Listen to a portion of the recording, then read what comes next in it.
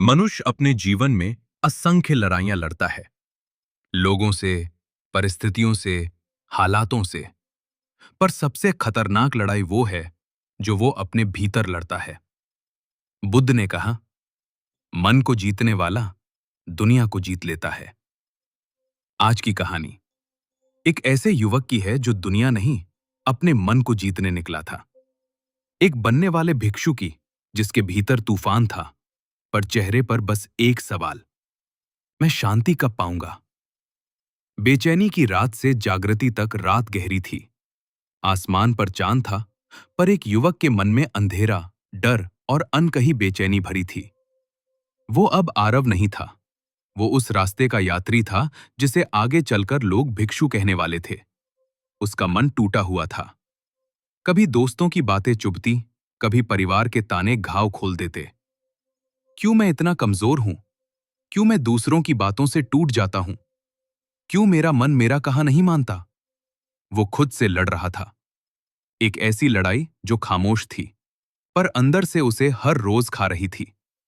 उसने तकिए को भींचा, भौहें सिकुड़ी, उसकी आंखें नम थीं। काश कोई होता जो मुझे समझाता, कहीं शांति मिले तो कहां। उस रात उसने फैसला लिया, मुझे बुद्ध के पास जाना है। वहीं शायद मेरे सवाल दफन होंगे। सुबह यात्रा शुरू हुई। खेतों की हरियाली, नदी की ठंडी हवा, पक्षियों की आवाज, सब उसे रोकते, मानो कह रहे हों, मत जा, लौट आ। पर दिल की पुकार ज्यादा मजबूत थी। कई दिनों तक धूल भरी राहों पर चलता रहा। कांटे पैरों को चुभते, पर मन कहता, जो पीड़ा आज है वही कल शांति बनेगी। अंततः वह बुद्ध के आश्रम पहुंचा। वहां शांति ऐसी थी जैसे वक्त ठहर गया हो। लोग ध्यान में बैठे थे, सैकड़ों, पर सब शांत। बीच में बुद्ध थे, अजीब सी गहराई और अद्भुत चमक लिए हुए। भिक्षु, अभी युवा, कांपा। बुद्ध ने उसे देखकर कहा, आओ, सच बताओ, मन में इतनी उथल पुथल क्यों है? उसकी आंखें छलक पड़ीं। वह रो पड़ा। भगवन, लोग की बातें मुझे काटती हैं, परिस्थितियां मुझे तोड़ देती हैं। मेरा मन मेरी सुनता नहीं। बुद्ध ने शांत स्वर में कहा, मन को जीतना पहाड़ चढ़ने जैसा है। पहले कदम कठिन लगते हैं, पर मंजिल उन्हीं को मिलती है जो चलते रहते हैं। बुद्ध बोले, मन जंगली घोड़ा है, उसे आदेश नहीं, दिशा चाहिए। फिर उस अमर दृष्टांत को सुनाया। अगर कोई अपमान का उपहार लाए और तुम उसे स्वीकार न करो, तो वह अपमान उसी के पास लौट जाता है। भिक्षु के चेहरे पर एक हल्की रोशनी उभरी। पहली बार उसे समझ आया कि दर्द हमेशा बाहर से नहीं आता। कभी कभी हम ही उसे पकड़कर अपने भीतर घर बना लेते हैं। बुद्ध ने उसे ध्यान सिखाया। कई मिनटों तक वह सिर्फ सांस देखता रहा। विचार आते रहे, दर्द, अफसोस, डर।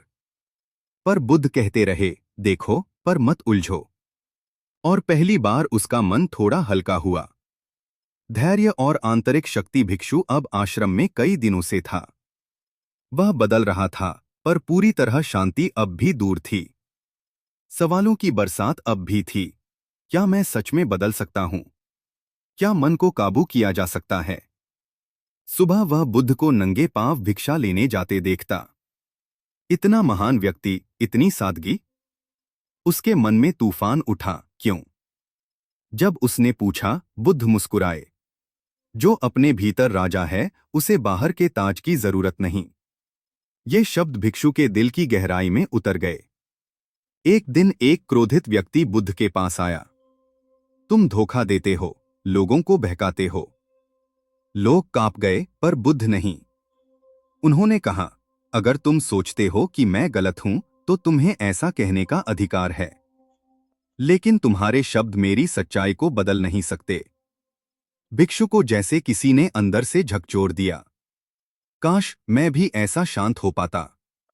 उसने बुद्ध की ओर देखा और पहली बार अपने भीतर एक गर्माहट महसूस की, जैसे कोई दबी आशा जागी हो। उस दिन बुद्ध ने कहा, क्रोध तुम्हें जलाता है, धैर्य तुम्हें बचाता है। क्रोध जीतने जैसा लगता है, पर वास्तव में तुम हारते हो। धैर्य हार जैसा लगता है, पर वास्तव में तुम जीतते हो। भिक्षु ने यह बात दिल पर लिख ली, जैसे पत्थर पर कोई छेनी से शब्द उकेरे। अब बुद्ध ने कहा, वापस जाओ, देखो, क्या तुम अपनी शांति को दुनिया की शोर में बचा पाते हो? भिक्षु डर गया, उसके कदम कांप गए। अगर मैं फिर टूट गया तो? अगर मैं पहले जैसा ही निकला तो?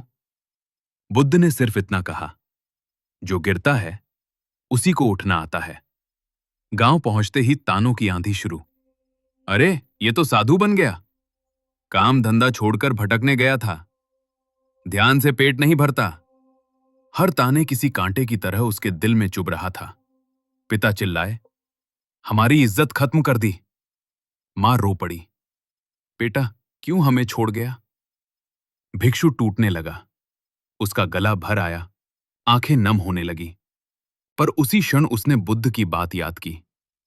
ठहरो, देखो, मत प्रतिक्रिया दो। उसे लगा जैसे भीतर कोई दीवार खड़ी हुई, जिसने उसके टूटते मन को थाम लिया। कुछ दिनों बाद चौपाल में फिर बहस। बुद्ध लोग भटकाते हैं। भिक्षु का खून खौलने लगा, दिल दहक उठा, पर उसने मुट्ठियां खोली, गहरी सांस ली और आंखें बंद कर ली। और भीतर से आवाज आई, अगर तुम प्रतिक्रिया दोगे तो तुम वही बन जाओगे जिससे बचने आए थे। वह उठा, शांत कदमों से वहां से चला गया। उस रात उसने चांद की तरफ देखा, और पहली बार उसकी आंखों में बेचैनी नहीं, शांति थी। कुछ दिनों बाद वह वापस बुद्ध के पास पहुंचा। बुद्ध ने पूछा, कैसा रहा सफर? भिक्षु की आंखें भर आईं। वह बोला, भगवन, पहली बार मुझे लगा मैं जीत सकता हूं। लोग वही थे, हालात वही थे, पर इस बार मैं टूटा नहीं। मैं ठहरा रहा, शांत रहा, और मुझे लगा कि मैं खुद से जीत रहा हूं। बुद्ध मुस्कुराए, यही तो जागृति है। दुनिया को बदलना कठिन नहीं, मन को बदलना कठिन है, और तुमने पहला कदम उठा लिया है। फिर बुद्ध बोले, शांति बाहर नहीं मिलती, वह यहां है, तुम्हारे भीतर। भिक्षु ने सिर झुका दिया। उसका मन जो कभी तूफान था, अब एक शांत झील बन चुका था। जब भिक्षु बुद्ध के चरणों में बैठा था, उसके भीतर एक अजीब सी गर्माहट फैल रही थी, जैसे कोई बंधन टूट रहा हो, जैसे कोई पुरानी गांठ खुल रही हो, जैसे मन की धूल हट रही हो और एक नया आकाश प्रकट हो रहा हो। बुद्ध ने उसकी आंखों में देखा और कहा, सुनो भिक्षु, जिंदगी में सबसे बड़ा युद्ध दूसरों से नहीं, खुद से होता है, और सबसे कठिन विजय अपने भीतर की अंधकार पर मिलती है। भिक्षु की आंखों से आंसू बहने लगे। ये आंसू दुख के नहीं थे, ये थे समझ के आंसू, स्वीकृति के आंसू और मुक्ति के आंसू।